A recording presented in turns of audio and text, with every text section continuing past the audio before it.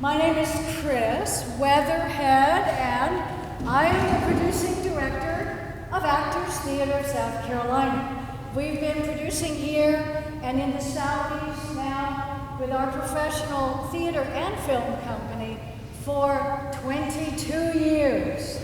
And I am very excited about our new wonderful program called Shakespeare for All. And my husband, Clarence Feleder, who I met doing Shakespeare up in New York. So we've had William with us for 35 years. And he has done Shakespeare all over the United States and Canada. And this is the first, A Midsummer Night's Dream, of 5 Shakespearean adaptations that he has done. So we want to thank the South Carolina Humanities Council for a major grant to do this show this summer, and then next year look for King Lear, perhaps in a different venue, somewhere here in Charleston. Now, 400 years ago, there weren't any devices, and so I'm going to ask you to take your devices and turn them off. And please, while you're doing that, also no photography during the show. And there will be no intermission.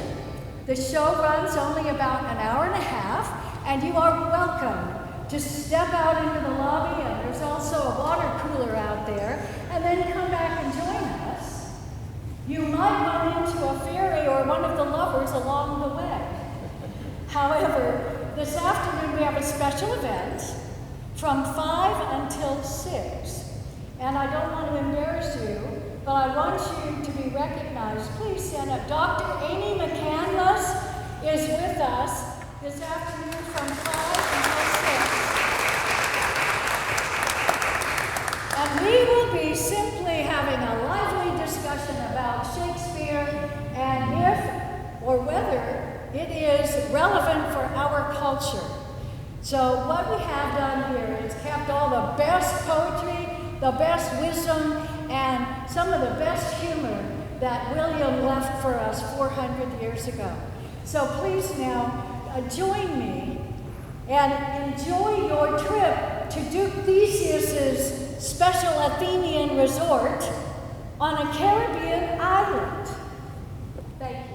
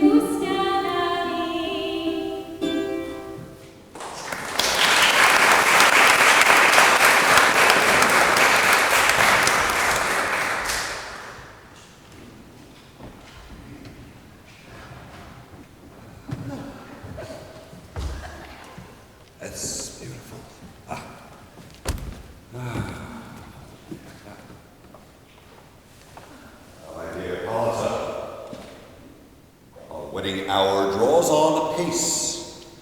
4 more happy days bring a new moon, but oh, I think how this old moon does wane. It lingers my desires. 4 days shall quickly steep into night, and 4 nights shall quickly dream away the time. And then the moon, like unto a silver bow new bent in the heaven, shall behold the night of our sweet union. Hippolyta, I wooed you with my sword, and won your love by doing you injury in combat. But I shall wed thee in a different key, with pomp, with triumph, and with reveling. What say you, Hermia? Your father's choice for a husband, Demetrius, is a worthy gentleman. So is Lysander. Well, in himself he is, but not being chosen, the other must be thought to be the worthier. I would my father looked but with my eyes. Oh, rather, your eyes must with his judgment look. But I beseech your grace that I may know the worst that may befall me in this case, if I refuse to wed Demetrius. Either you will live homeless in the streets all your life, or avoid the society of men forever, to be a barren sister all your life. So will I live, or die, my lord, ere I will my virginity offer up unto Demetrius.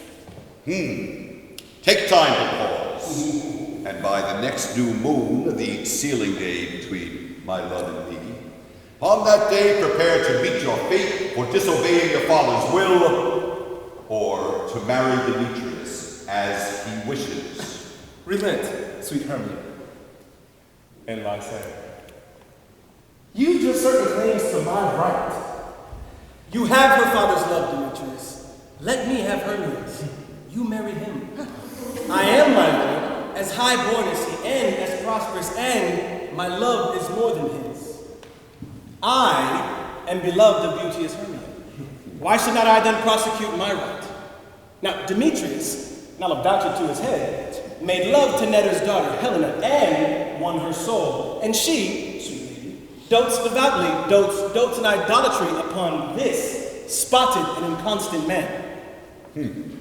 I admit I have heard so much, and did to Demetrius intend to speak thereof, but being so overfull of self-affairs, my mind did lose it. As for you, sweet Hermia, arm yourself to fit your fancies to your father's will, else the laws of our island yield you up, which by no means we may extenuate, to abject poverty or vow of a single life.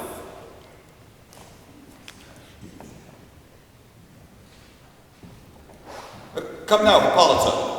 Why so sad?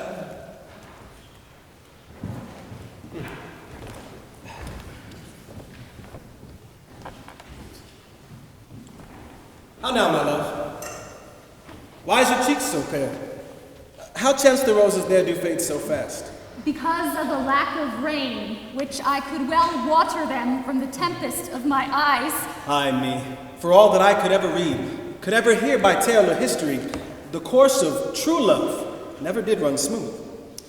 If then true lovers be ever crossed, we must teach our child patience, because it is a customary cross, as due to love as thoughts and dreams and sighs, wishes and tears, poor fancy's followers. Therefore, hear me, my Hermia.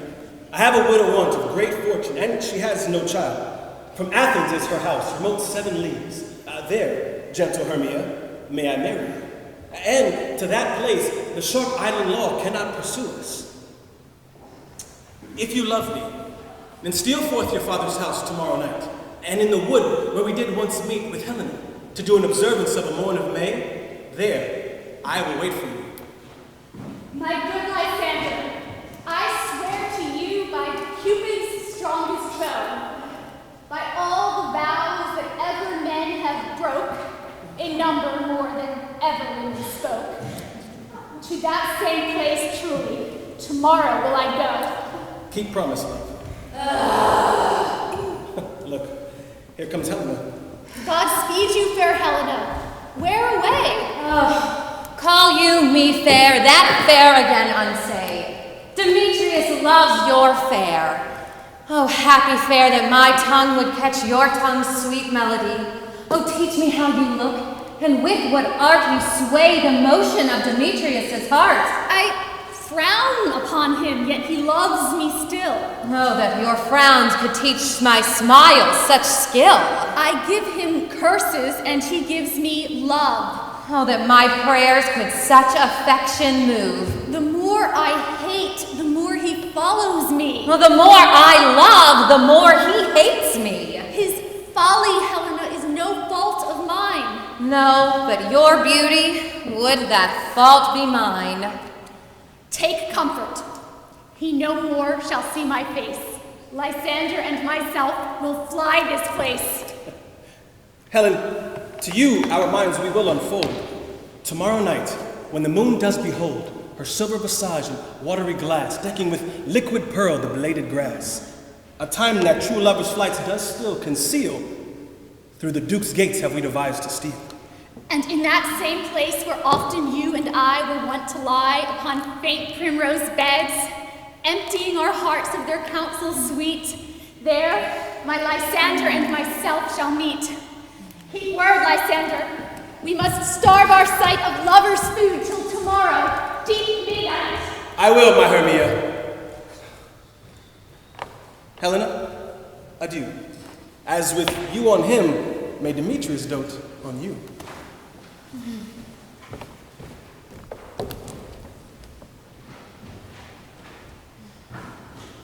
How happy some or other some can be. Throughout the isle I am thought as fair as she. But what of that? Demetrius thinks not so.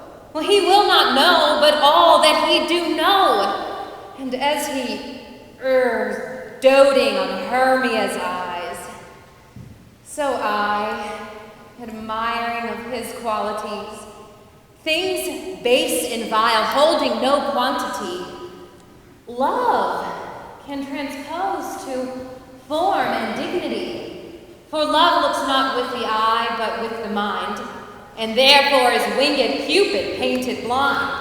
For waggish boys in game themselves forswear, the boy love is perjured everywhere. I will tell him of fair Hermia's flight, and to the wood will he tomorrow night pursue her. And for this intelligence, if I may give thanks, it is a dear expense. But in this I mean to enrich my pain, to have his sight there and back again. Is all our company here? Your best call them all one by one according to the list. Well, I have a list of everyone's name here on the whole island that is fit to play in our interlude before the Duke and his bride on his wedding day at night.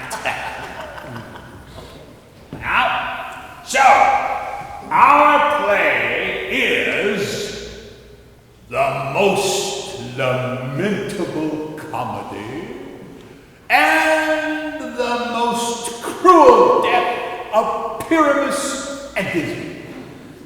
Very good piece of work, I assure you, and a merry one. Now, good Peter Quince, call forth your actors according to the list. Answer, as I call you, Nick Bottom, the wrench master. Ready? Name what part I am for and proceed. You, Nick Bottom, are set down for Pyramus. What is Pyramus? A lover or a tyrant? It is a lover that kills himself, most gallant for love. That will ask some tears in the shrewd performing of it. If I do it, let the audience look to their eyes. I will move storms. I will condole in some measure. And to the rest, yet my chief humor be that of a tyrant. I can play Hercules most rarely, or a part to tear a cat in and make all split.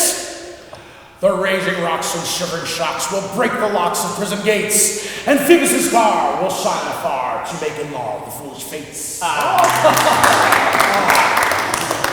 This was lofty. Now name the rest of the players.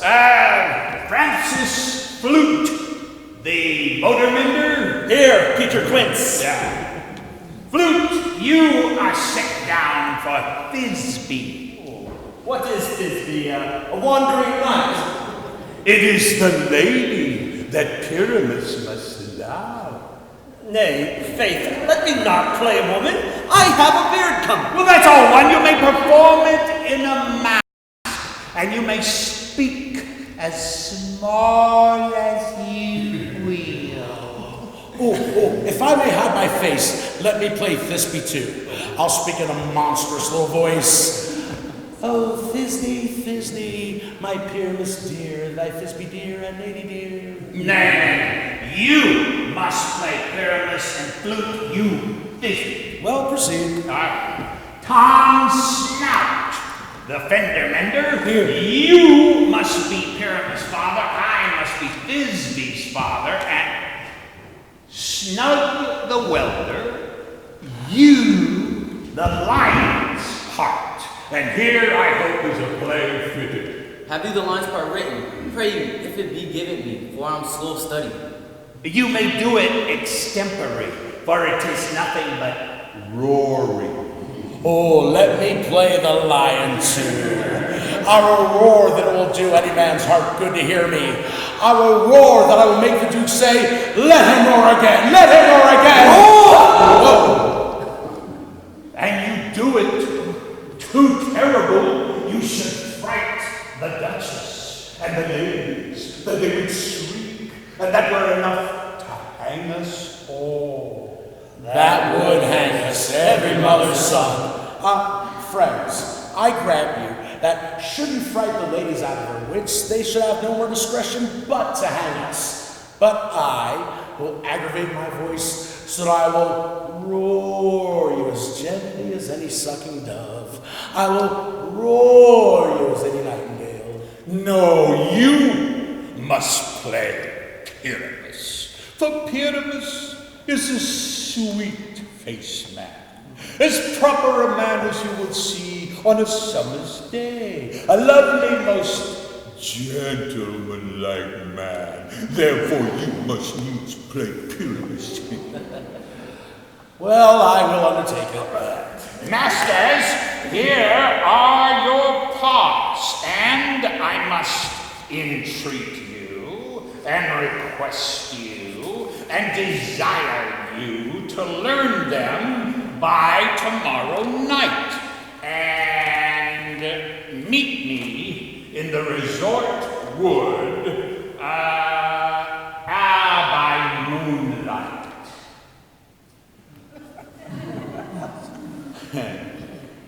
And we will rehearse, for if we meet in the city, we will be dogged with company, and our secrets known. Therefore, I pray you, fail me not. 1, 2, 3. We will meet, and there we will rehearse most obscenely and courageously. Hey, take pains, be perfect. Adieu. At the Duke's Oak we meet!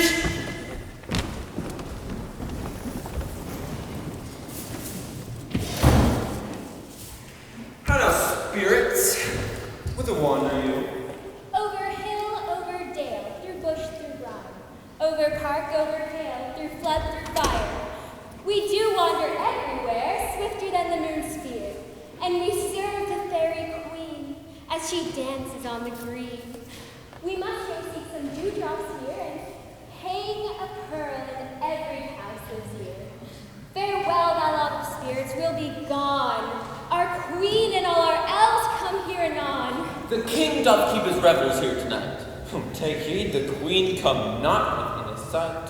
For Oberon is passing full in spite, because she will not give up her right, to a lovely boy, stolen from an Indian king. She never had so sweet a changeling, and jealous Oberon would have the child, part of his train, and trace the forest wild. But she perforce withholds the loved boy, crowns him with flowers, and makes him all her joy. So now they never meet in grove or green, by fountain clear or spangled starlight sheen. But they do swear that all their elves do fear, creep into acorn cups and hide them there.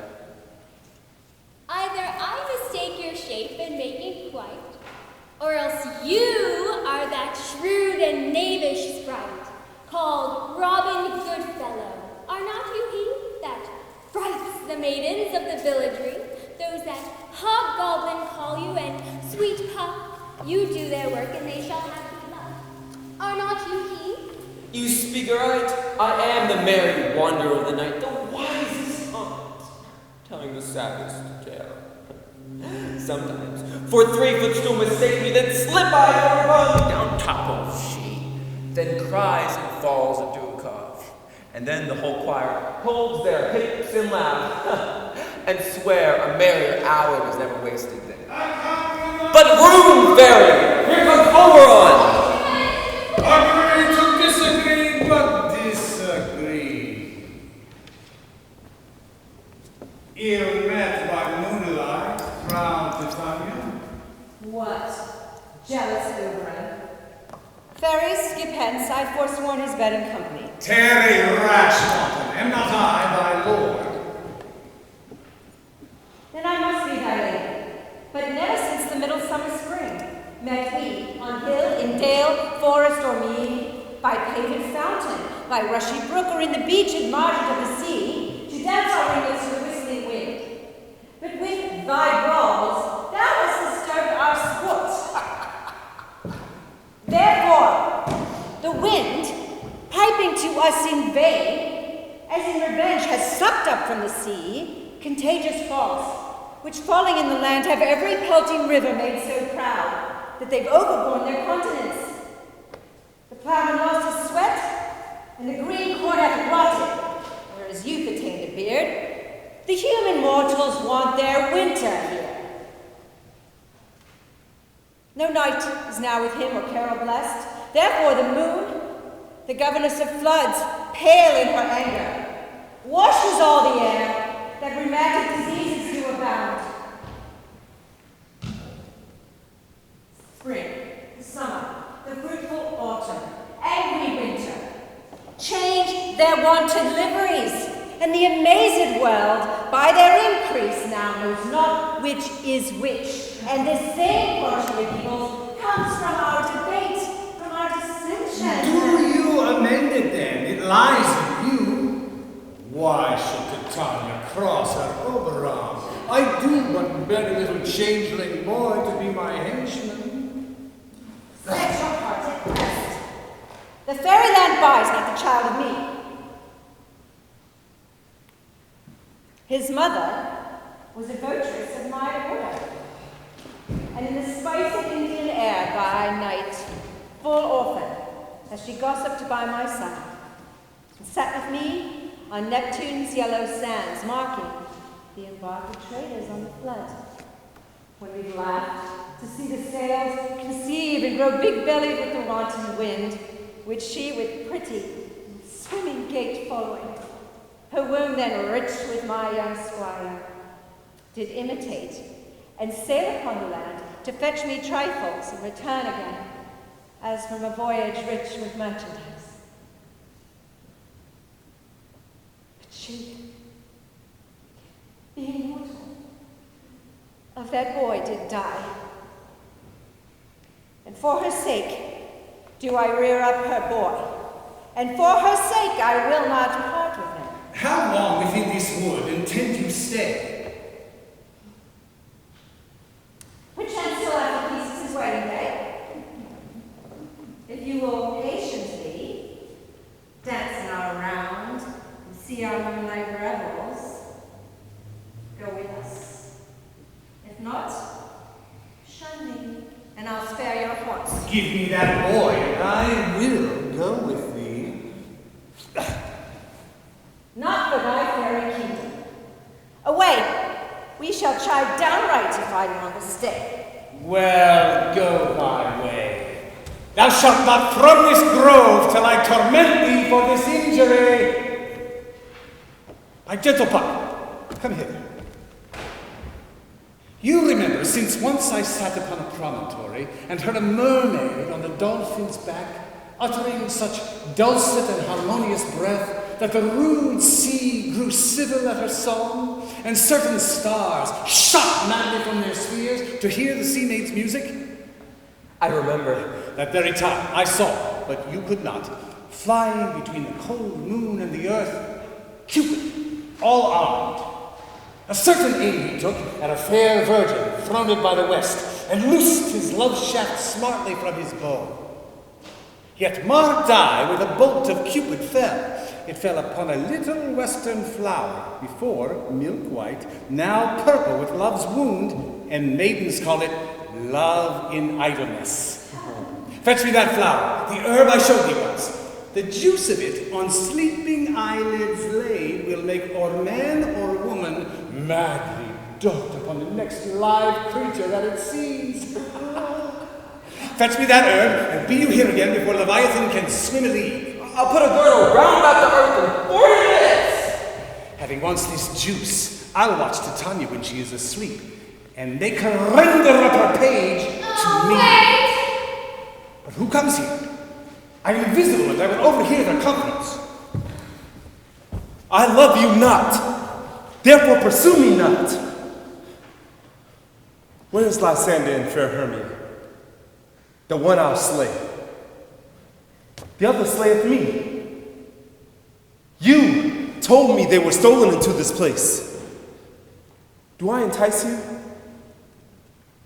Do I speak you fair? Or rather, do I not tell you in plainest truth that I do not, nor I cannot love you? Oh, and even for that do I love you more, Demetrius. I am your spaniel, and Demetrius, the more you beat me, I will fawn on you. Oh, use me as your spaniel. Spurn me, strike me, neglect me, lose me. Only give me leave, unworthy as I am, to follow you. Tempt not too much the hatred of my spirit, for I am sick when I look on you. And I am sick when I look not on you. I'll run from thee and hide you in the trees and leave you to the mercy of wild beasts. Oh, the wildest has not such a heart as you. Run when you will. Let me go! For if you follow me, do not believe, but I shall do you mischief in these woods. Yes, in the temple, in the town, in the field, you do me mischief. Oh, shame, Demetrius, your wrongs do set a scandal on my sex. Oh, well, I'll follow you and make heaven of hell to die upon the hand that I love so well. Fare thee well, nymph. Before he leaves this grove, thou shalt fly him, and he shall seek thy love. Hast thou the flower there? Yes, here it is. Give it me. I know a bank where the wild thyme blows, where oxlips and the nodding violet grows, quite over canopied with luscious woodbine, with sweet musk roses and with eglantine. There sleeps Titania sometime of the night, lulled in these flowers with dances and delight. And with the juice of this, I'll streak her eyes and make her full of hateful fantasies. Take thou some of it and seek through this grove. A sweet Athenian lady is in love with a disdainful youth. Anoint his eyes, but do it when the next thing he espies may be the lady.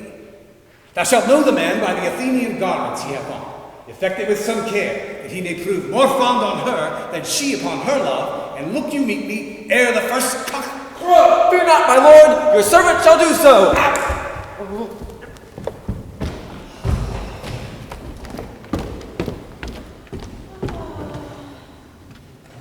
Come and sing me now asleep. Let me rest. You spotted snakes with double tongues, thorny hedgehogs be not seen, newts and blind worms do no wrong. Come not near our fairy queen. Nightingale with melody, let us sing in our sweet lullabies.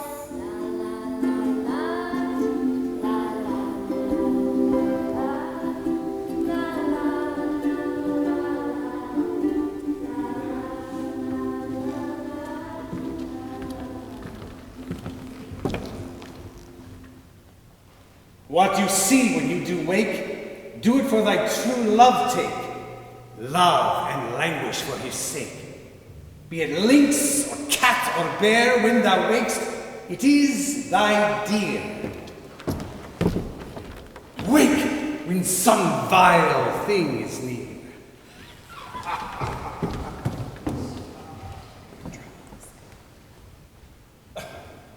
Fair love, you faint with wandering in the wood, and to speak truth, I forgot our word. We'll rest us, Hermia, if you think it good, and wait for the comfort of the day. Be it so, Lysander. Find you out of bed, for I upon this bank will rest my head. Well, one turf shall serve as pillow for us now. One heart, one bed, two bosoms, and one vow. But gentle friend, for love and courtesy, lie further off. In human modesty, such separation, as well may be said, becomes a virtuous bachelor and a maid. So far, be distant. And good night, sweet friend. May your love never alter till your sweet life end. Well, amen. Amen to that fair prayer, say I. And then end life when I end loyalty. Well, here's my bed. Sleep, give you all his rest.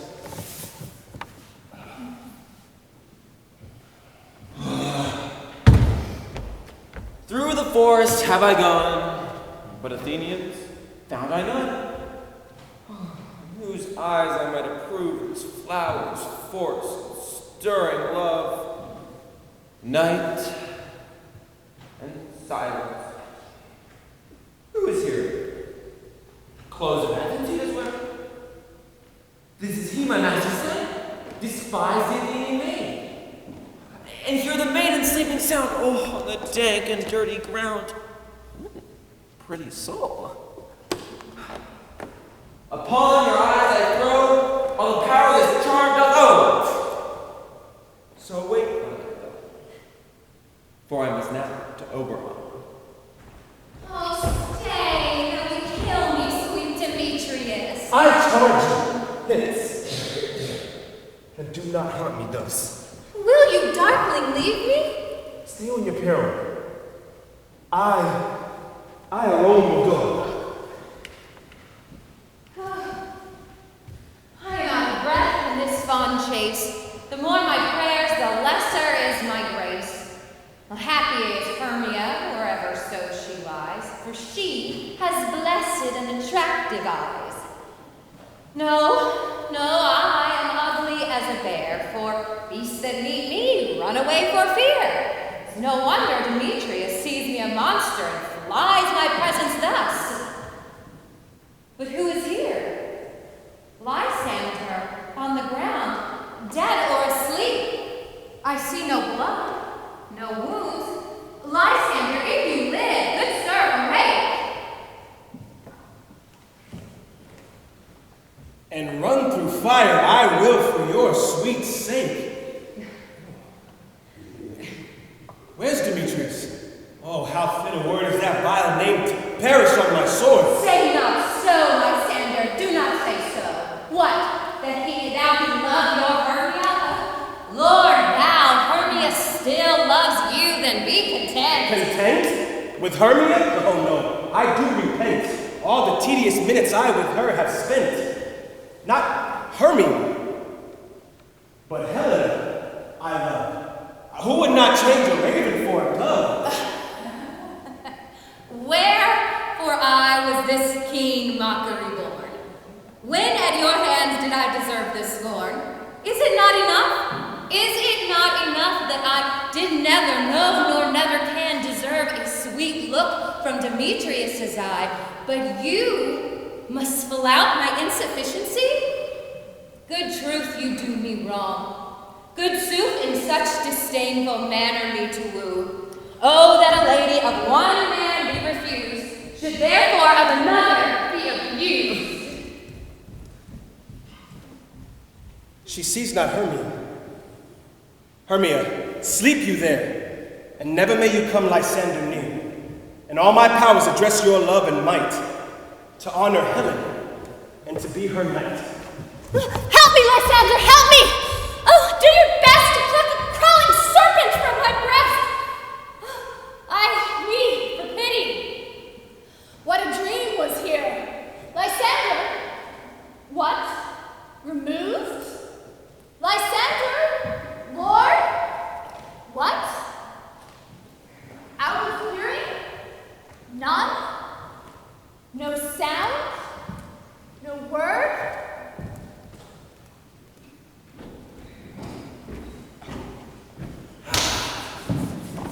Are we all met? You bet, and here's a most convenient place for our rehearsal. And we will do it in action, as we will do it before the Duke. Peter Quince? What say you, Bully Bottom? There are things about this comedy of Pyramus and Thisbe that will never please. Firstly, Pyramus must draw a sword to kill himself, which ladies can never abide. I went through that. Golly! A perilous feat. I believe we must leave the killing out when all is done. No, not a whit. I have a device to make all well. Write me a prologue. Let the prologue seem to say, we will do no harm with our swords, and Pyramus is not killed indeed, and for the more better assurance, tell them that I, Pyramus, am not Pyramus, but Bottom the Roach Master. This will put them out of fear. We shall have such a prologue. Will not the ladies be afeard of the lion? Masters, you ought to consider with yourselves to bring in, God shield us, a lion among ladies is a most dreadful thing, for there is no more dreadful wildfowl than a lion living, and we ought to look to it. Therefore, another prologue must tell that he is not the lion. No. You must name his name, and half his face must be seen through the lion's neck, and he himself must be through saying this, or to the same effect, ladies, or fair ladies. I would ask you, or I would entreat you, or I would encourage you. Do not tremble, do not fear. My life for yours. For if you think I come here as a lion or a pity of my life, no, I am no such thing. I am a man as other men are. And there, indeed, let him name his name and tell him plainly he is Snug the Welder. Well, if it shall be so, 'tis well. But there is two hard things, and that is to bring moonlight into the great chamber where we play. Yes, for you know, the story says that Pyramus and Thisbe did meet by moonlight. Does the moon shine the night we play our play? I get it. Yes, it does shine. Why then may we leave a great casement open at the chamber window where we play, and the moonlight will shine in at the casement? That would work. However, there is another. Wait. I could come in with a bush of thorn and a lantern and say, I, Peter Quince, am come to disfigure or present the person of moonshine. Well, there is another thing, and that is to bring a great wall into the chamber, because the story says that Pyramus and Thisbe did whisper through the chink of a wall. You can never bring in a wall. Right, Bob? We must have some man or other to present Wall. And let him have some plaster or loam or rough cast about him to signify Wall. And have him hold his fingers thus, and through that hole shall Pyramus and Thisbe whisper. Good, that may be. Well, come, everyone, and rehearse your parts, yes. And, Bottom, you begin as Pyramus, and when you have spoken your speech, you will let in that clear. And so, everyone according to his cue. What hempen homespuns have we swaggering here? So near the cradle to the fairy queen.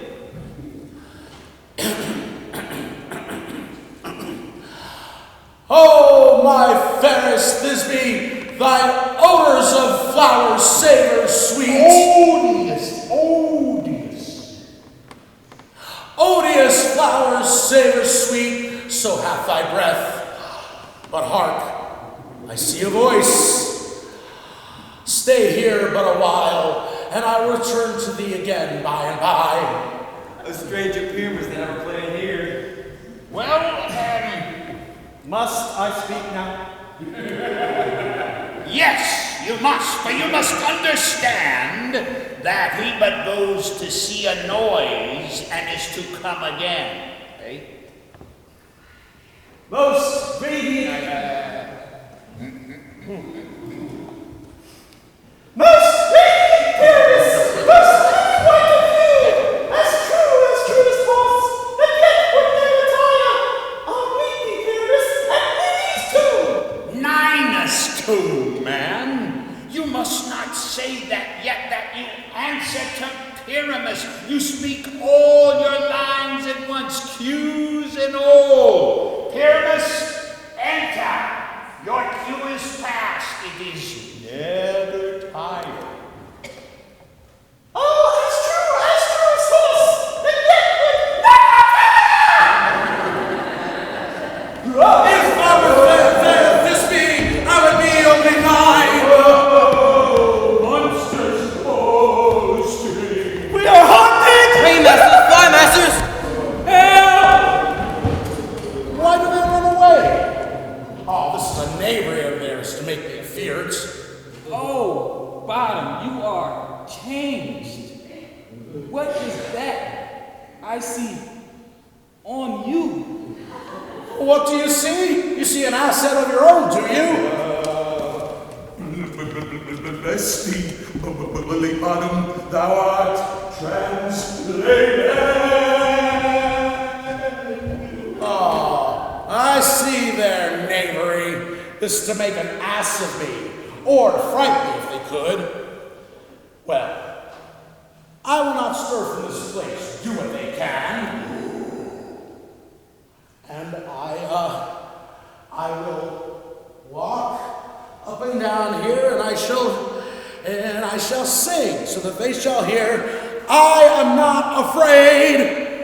Oh, woozlecock of black so hue and orange tawny bill, the throstle with her note so true, the wren of little quill. What angel wakes me from my flowery bed? I pray thee, gentle mortal, sing again. Mine ear is much enamored of thy note. So is mine eye enthralled to thy shape. And thy fair virtues, force perforce, does move me on first view to say, to swear. I love thee!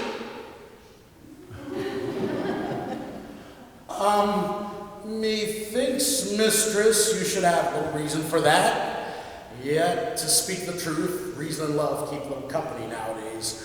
More's the pity that some honest neighbors will make them friends. Nay, I can jest upon occasion. Thou art as wise as thou art beautiful. Not so neither.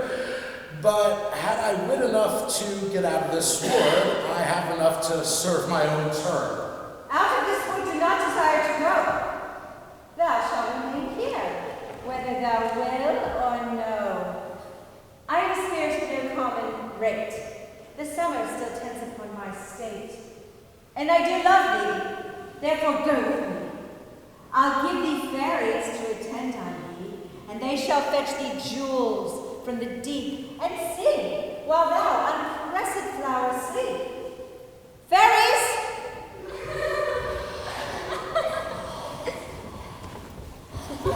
Be kind and courteous to this gentleman, open his walks and gambol in his eyes. Thee, with apricots and dewberries, with purple grapes, green figs, and mulberries. The honey bags steal from the humble bees, and for night tapers, crop their waxen thighs and light them at the fiery glowworm's eyes, to have my love, to bed and to arise, and pluck the wings from painted butterflies. Hail, mortal! Come, wait upon him. Lead him to my bower. The moon, methinks, looks with a watery eye, and when she weeps, weeps every little flower, lamenting some enforced chastity.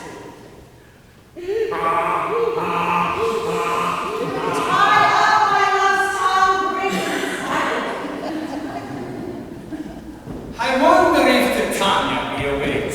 Then, when it was the next king in her eye, she must dote on in extremity. Ah, there's my messenger. How now, mad spirit? What night rule now about this haunted grove? My mistress, with a monster, is in love. This falls out better than I could devise. But have you yet filled the Athenian's eyes with the magic love potion, as I told you to? I took him sleeping, that is finished too, and the Athenian woman by his side, that when he wakes, of course she must be eyed. Stand close. This is the same Athenian. This is the woman, but not the man. Why rebuking him that loves you so? Lay curses so bitter on your bitter foe. If you have slain Lysander in his sleep, being over your shoes in blood, plunge in the deep and kill me too. The sun was not so true to the day as he to me. Would he have stolen away from sleeping Hermia? It cannot be but you have murdered him, and so should a murderer look, so dead, so grim. And so should the murdered look. And so should I. Pierce through the heart with your stern cruelty. Yet you, the murderer, look as bright, as clear, as yonder Venus in her glimmering sphere. But what's this to my Lysander? Where is he? Good Demetrius, will you give him to me? I'd rather feed his carcass to my hounds. Out, dog! Out, cur! You try me past the bounds of maiden's patience. Have you slain him then? I am not guilty of Lysander's blood. Nor is he dead for all I can tell. I pray you then, tell me that he is well. And if I could, what should I get? A privilege to see me no more. And see me no more whether he be dead or no, from your hated presence far so. There is no following her in this fierce vein. Here, therefore, for a while, I shall remain. What hast thou done?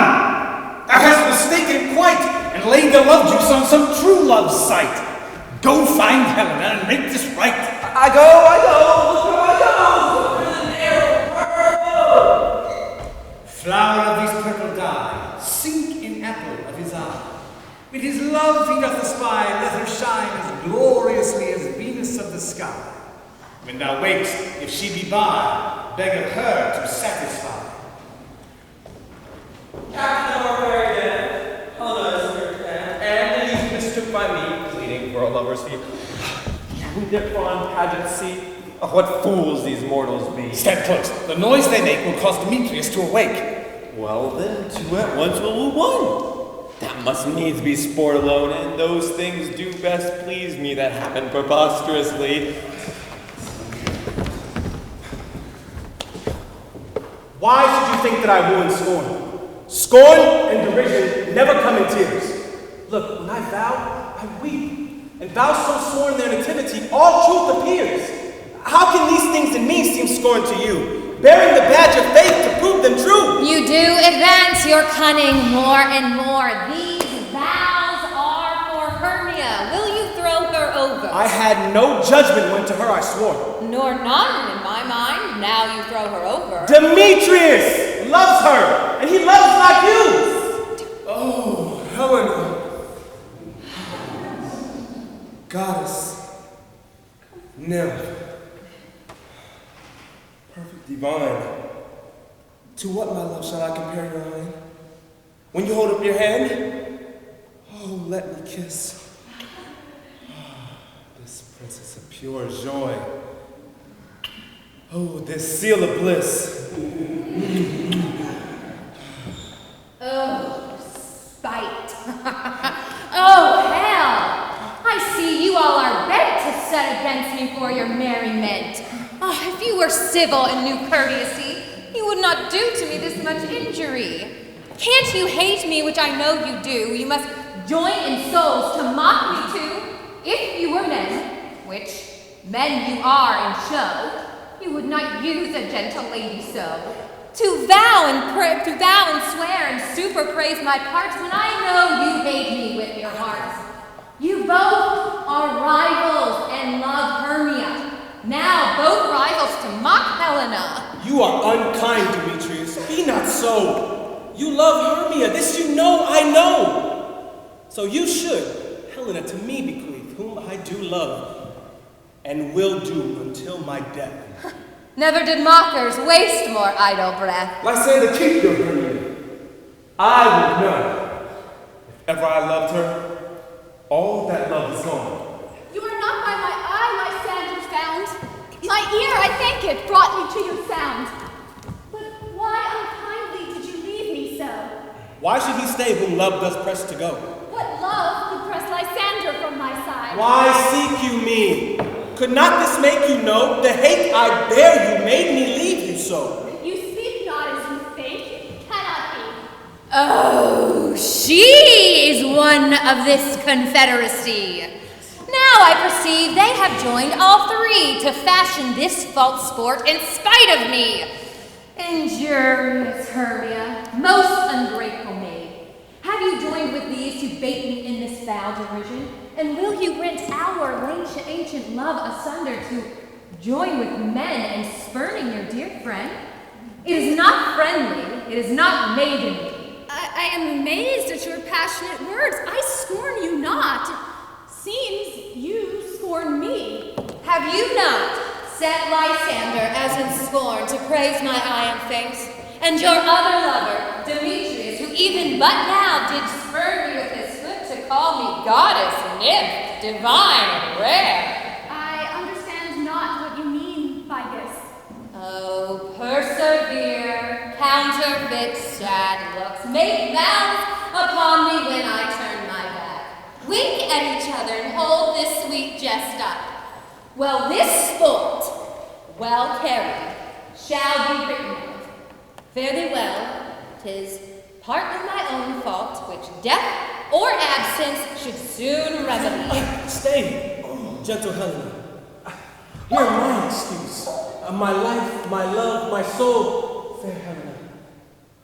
Oh, excellent. Helena, I love you. By my life I do. I swear by that which I will lose for you, to prove him false, who says I love you not. I say I love you more than he can. If you say so, withdraw and prove it to me. I said why?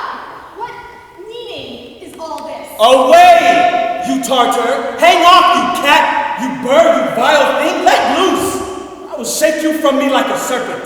Why are you grown so rude? What change is this? Sweet love! Sweet love! Out, tawny Tartar, out! Do you not Yes, it's true, and so do you. Demetrius, I will keep my word.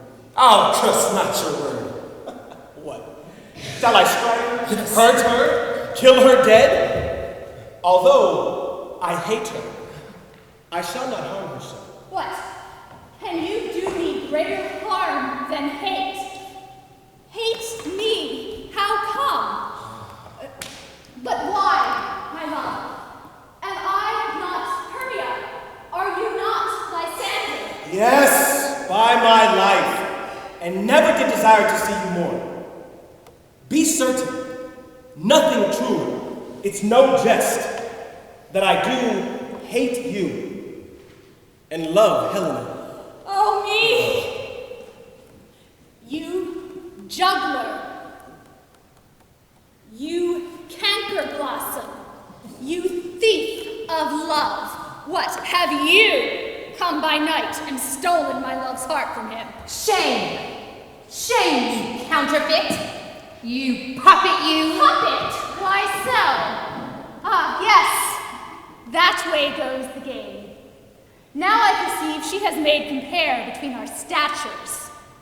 She has urged her height, and with her personage, her tall personage, her height, in truth, she has prevailed with him. And are you grown so high in his esteem because I am so dwarfish and so low? How low am I, you painted maypole? Speak! How low am I?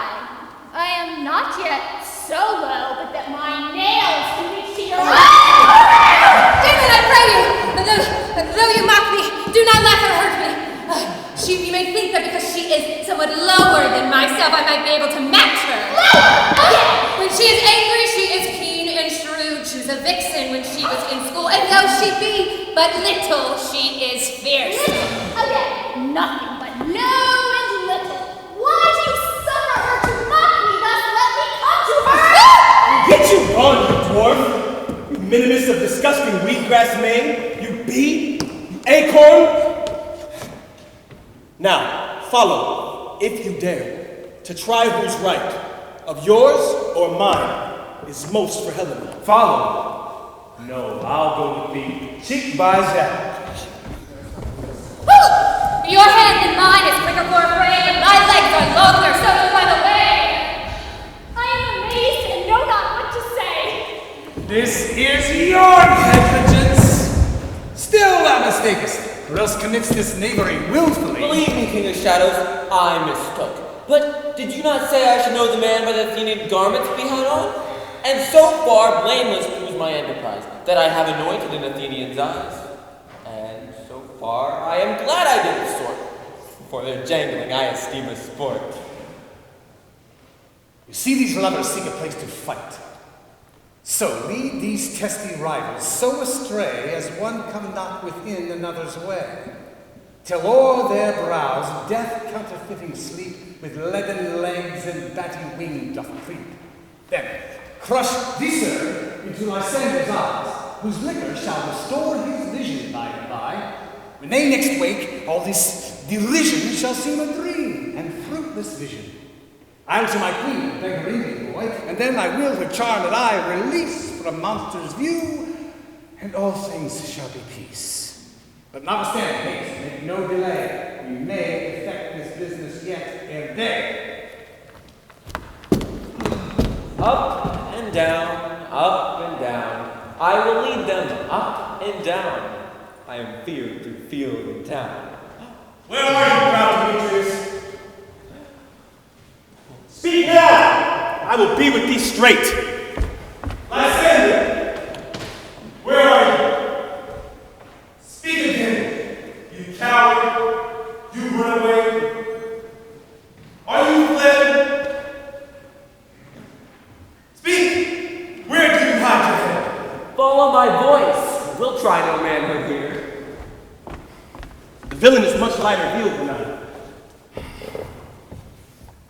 I followed fast, but faster he did fly. That I am fallen in dark and uneven way. Oh, and here we'll rest. Oh, me. Come, you gentle day. No? Then you mock me. You shall pay heartily if ever I your face by daylight see. Now, go your way. Goodness forces me to measure out my length on this whole bed. By daylight's approach, look to be visited.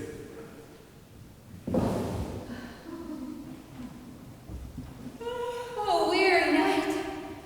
Oh, long and tedious night. Sleep that sometimes shuts up sorrow's eye. Steal me alive from my own company.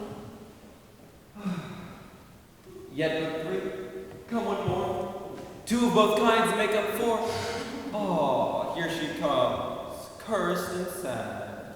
Cupid is a knavish lad, thus to make most females mad. Never so weary, never so in woe, bedabbled with dew and torn with briars, I can no further crawl, no further go. My legs cannot keep pace with my desires. Here will I rest me till end of night. Heavens shield Lysander, if they mean to fight. Now when thou wakes, thou shalt take true delight in the sight of your former lady's eyes, and the country proverb known that every man should take his own. In your waking shall be shown, Jack shall have Joe, naught shall go ill.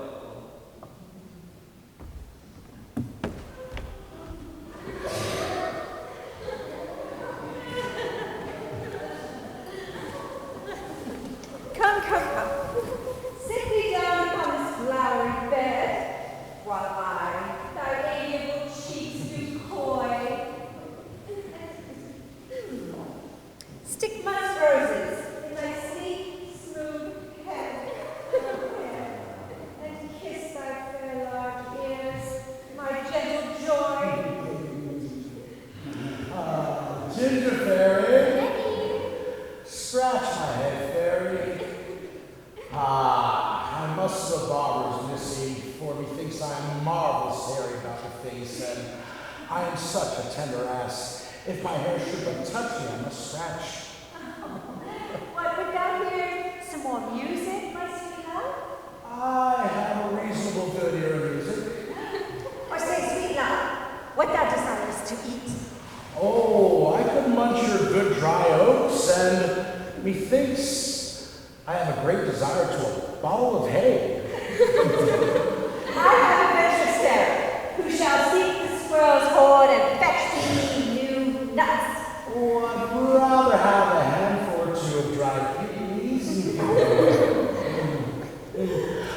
But I pray you, let your people not disturb me. An exposition of sleep has come upon me. Sleep thou, and I will wind thee in my arms. All right, fairy, sleep on. And be always awake. So does the woodbine, the sweet honeysuckle, gently entwist. The female ivy so enrings the barky fingers of the elm. Oh, how I love thee, how I dote on thee. Welcome, good Robin. See you this sweet sight? Her dotage now I do begin to pity. When I had at my pleasure taunted her, and she in mild terms begged my patience, I then did ask of her changeling child, which straight she gave me, and her fairy sent to bear him to my bower in fairyland. And now I have the boy, I will undo this hateful imperfection of her eyes. And, gentle pup, take this transformed scalp from off the head of this self-loving swain, that he, waiting when the others do, may all to Athens back again repair, and think no more of this night's accidents as the fierce vexation of the dream. But first, I will release the very queen. Be as thou wast wont to be. See as thou wast wont to see. Dian's bud or Cupid's flower hath such force and blessed power. Now, wake, my sweet queen. My Oberon. Oh, what visions have I seen? Methought I was enamored of an ass. There lies your love. How came these things to pass? Oh, how mine eyes do loathe his visage now. Silence, my brother, take him away. Now when thou wakes, with thine own fool's eyes peep. Come, my queen. Take hands with me. Come, my lord, and tell me how it came this night that I, sitting here, was found with these mortals on the ground.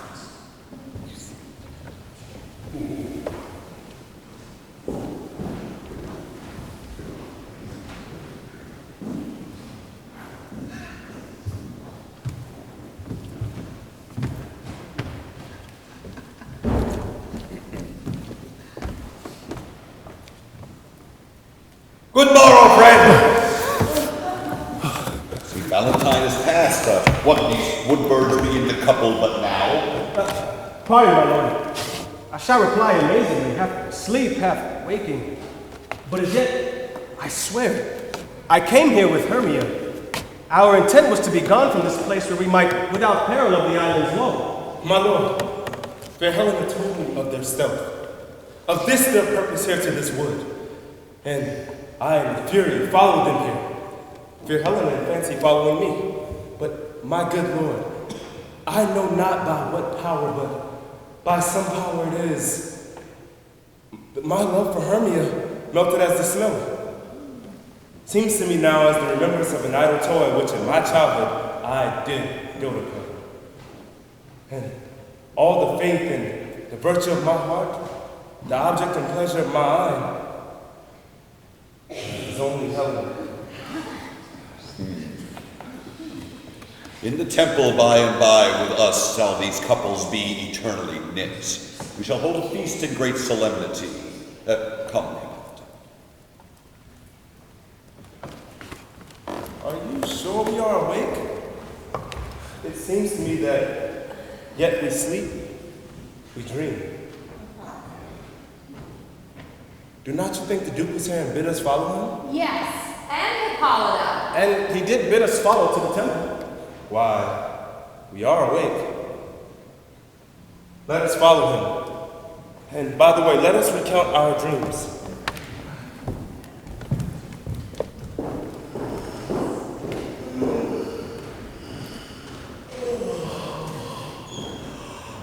Oh, when my cue comes, call me and I will answer. My next is most fair Pyramus.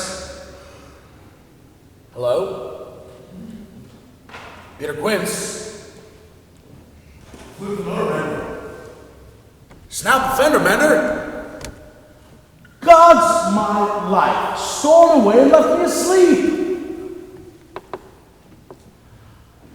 I have had a most rare vision. I have had a dream past the wit of man to say what dream it was. Man is but an ass if you go about to expound this dream. Methought I was. There is no man who can tell what. Methought I was.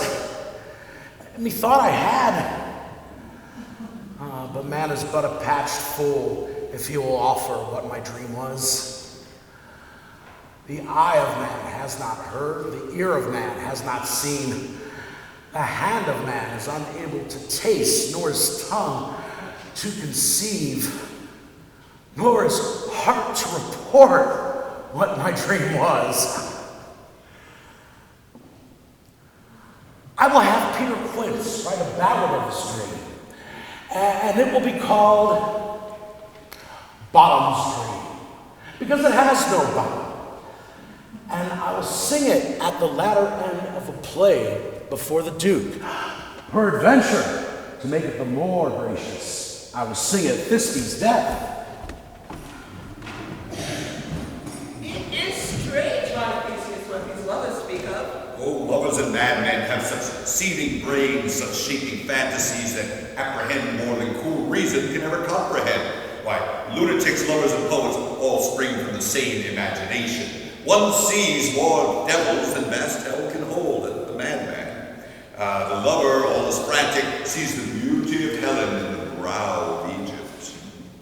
And the poet, sigh, all in a fine frenzy rolling, doth glance from heaven to earth and earth to heaven. Here come the lovers, all full of joy and mirth. Joy, gentle friends.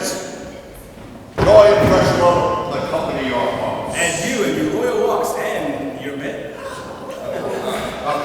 What masks, what dances shall we have to while away this long age of 3 hours between our after supper and bedtime?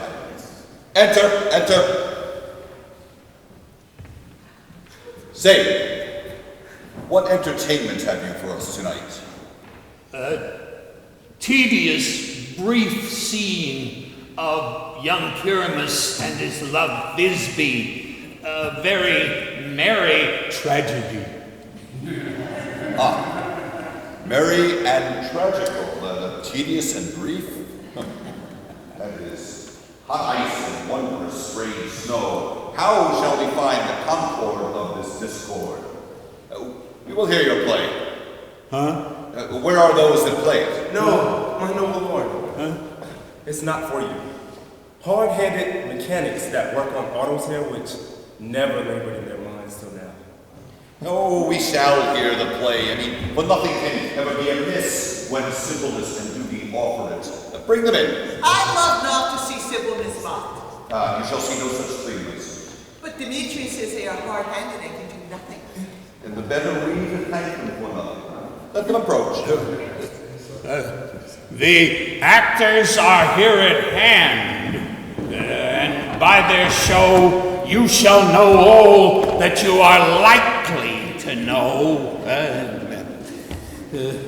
Gentles, perhaps you wonder at the show, but wonder on till truth makes all things plain. This man is Pyramus, if you would know, and this beauteous lady, Thisbe is certain.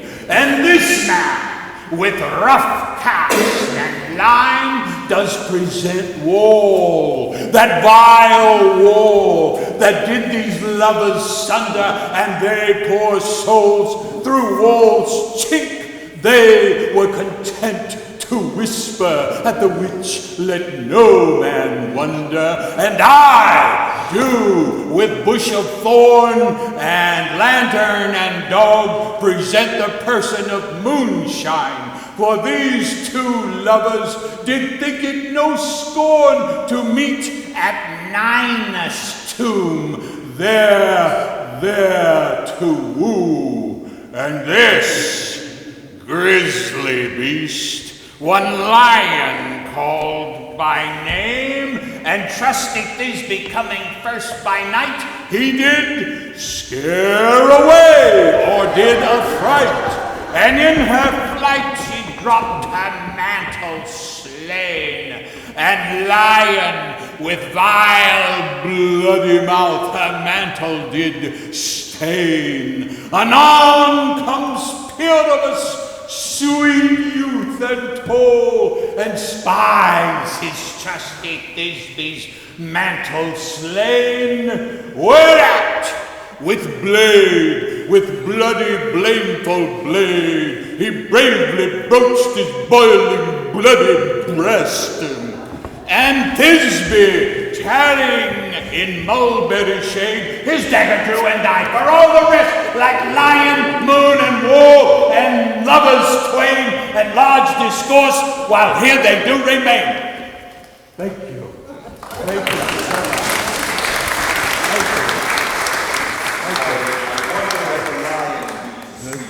No wonder, my lord. One lion may when many asses do.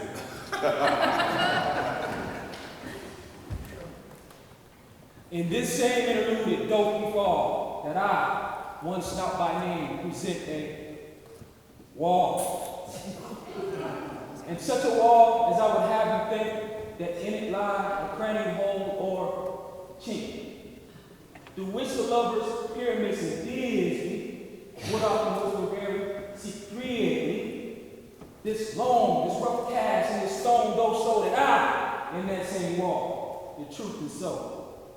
And this the cranny, rightly sinister, through which the fearful lovers are to whisper. Oh, grim-look night, oh night with hue so black, oh night, whichever art when day is not. Oh night, alack, alack, alack, I fear my Thisbe's promise is forgot. And oh, thou wall, thou sweet, thou lovely wall, which stands twixt her father's ground and mine. O wall, thou wall, O sweet, O lovely wall, show me thy chink that I may blink through with mine eye.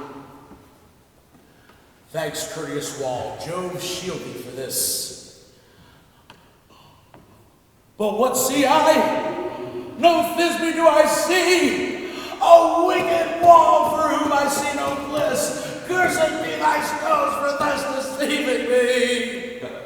The wall, methinks be sensible, should also curse. Oh, no, sir, truther, so he should not. You see, deceiving me as this be you, she will now enter, and I will speak to her through the wall. You shall see what happens as I told you. Ah, yonder she comes, finally. Oh, wall, for often hast thou heard my moans, for parting my fair purpose in me. My cherry lips have often kissed thy stones with lime and hair knit up in thee. I see a voice. Now will I to the chink to spy if I can hear my Thisbe's face. Thisbe! My love, thou art! My love, I think! Romeo to Juliet was never so true! Romeo to Juliet! I to you! Oh, kiss me through the hole of this vile wall! I kiss the wall's hole, not your lips at all! Wilt thou at Ninny's tomb meet me straight away? Thy life, thy death, I come without delay! Thus have I, wall, my part discharged.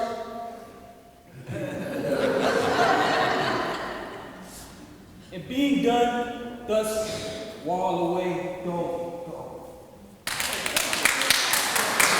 Now the wall is down between the two neighbors. This is the silliest stuff that ever I heard. Now, the best of this is just but shadows, and the worst, no worst, if imagination perfect them. But here come two noble beasts, a man and a lion.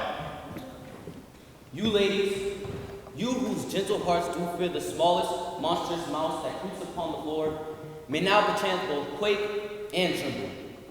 When lying rough and wild as waves doth war, know that I, one snug the welder, am maligned. Not really, for if I should as mine come and strike into this place, twere a pity upon my life. A very, very gentle beast and of good conscience. Now let us listen to the moon. This lantern doth the horned moon present. He should have worn the horns on his head.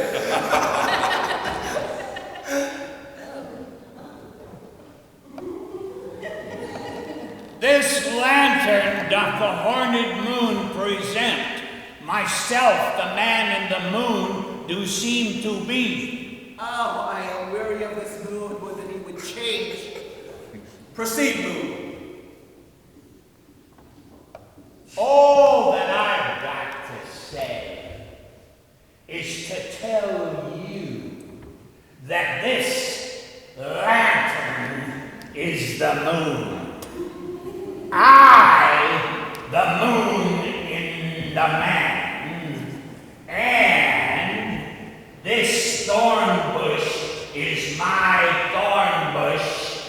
This dog is my For silence! Here comes Thisbe. This is old news too! But where is my love? Roar! Well roared, Lion. Well run, Thisbe. Oh, well shown, Moon. Now truly the moon is Well moused, Lion. Sweet moon, I thank thee for thy sunny beams. I thank thee, moon, for shining now so bright. For by thy gracious golden glimmering gleams do I trust to take of truest Thisbe's sight. But stay, O spite, but mark, poor knight, what dreadful dole is here? Eyes, can you see? How can it be? O dainty duck, O dear, thy mantle good? What stain with blood? Oh God, these furies fell! Oh fates, come, cut thread and from, quail crush, conclude and quell. This passion and the death of a dear friend would go near to make a man look sad.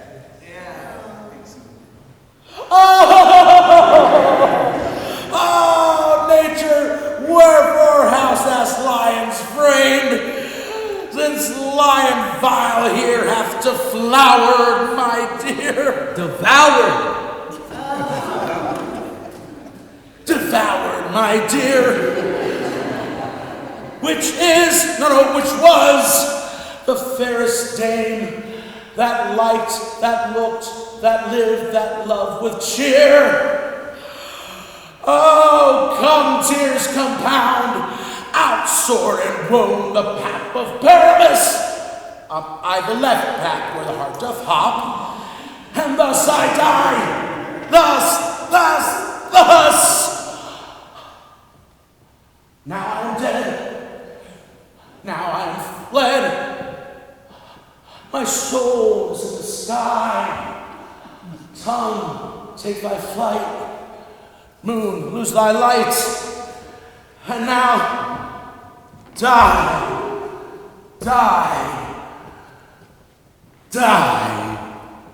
And he's Die!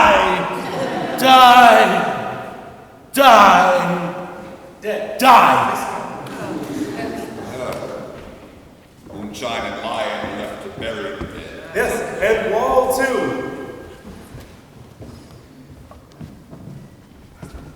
Asleep, my love. What? Dead, my dove? Oh, Pyramus, arise! Speak! Quite dumb. Dead.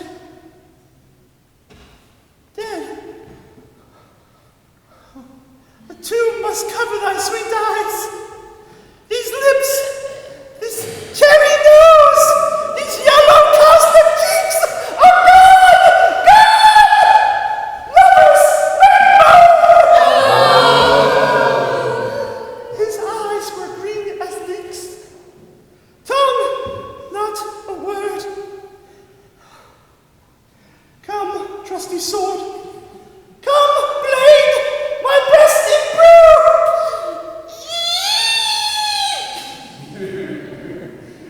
And farewell, friends. Thus, Thisbe ends.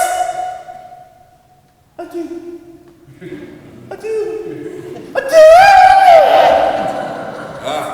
Now Moonshine and Lion are left to bury the dead. Yes, and Wall too.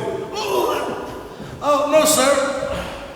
I assure you, the wall, which part of their fathers is now down. Would it please me to see the epilogue? No, Epilogue. Marry, if he that wrote it had played Pyramus and hanged himself in Thisbe's mantle, it would have been a fine tragedy. And indeed it was. And very notably discharged. And now come, your burgomaster. Too many broken hearts have fallen in the river. Too many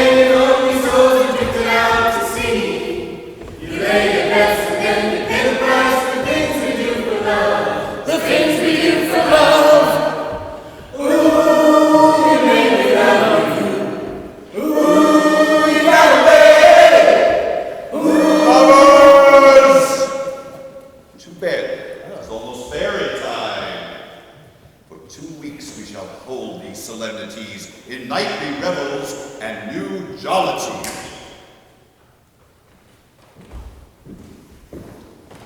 Hand in hand with fairy grace, will we sing and bless this place? Through this home with sweet peace, and the owner of it blessed, ever shall in safety rest. If we shadows have offended, think but this, and all is mended, that you have but just slumbered here, and these visions did appear, and this weak and idle theme no more yielding, but a dream. Gentles, do not reprehend. If you pardon, we will mend. And as I am an honest pocket, if we have unearned luck, now escape the serpent's tongue. We will make amends ere long. So good night until you all. Give me your hands if we be friends, and Robin shall restore amends.